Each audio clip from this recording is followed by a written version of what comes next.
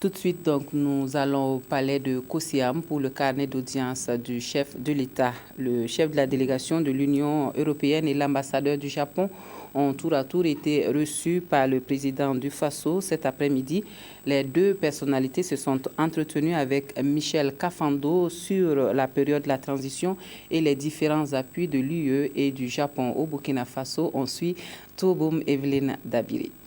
Au cours de cette audience, l'Union européenne a rappelé au président du Faso le soutien de cette institution à la transition pour faire évoluer ce processus. Pour les Européens, continuer les programmes sur lesquels nous travaillons en matière de santé, en matière d'énergie, en matière de justice, on continue. Et c'est important, ça représente des engagements très très importants. Et puis, mettre en place deux formes spécifiques d'appui, compte tenu des circonstances.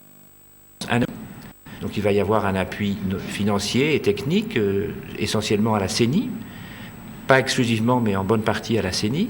On aura aussi une mission d'observation électorale, tout ça c'était un montant important. Donc on est en train de définir très très précisément les besoins et les actions. Puis c'était au tour de l'ambassadeur du Japon d'être reçu par le chef de l'État. Et ce pays promet appuyer la transition sur le plan financier, mais compte jouer un rôle d'observateur lors des élections à venir. Le Japon voudrait accompagner le Burkina Faso dans ses efforts d'organiser les élections présidentielles et législatives de manière libre et transparente et crédible. Le Japon est en train d'étudier 4 axes, à savoir tout d'abord, nous avons des fonds de contrepartie. Et deuxième axe, à travers le projet de PNUD, le Japon voudrait aussi appuyer les élections présidentielles et législatives.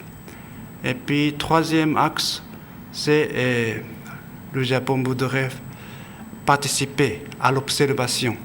Et puis quatrième axe, c'est on voudrait appuyer l'organisation non gouvernementale qui participe à l'observation.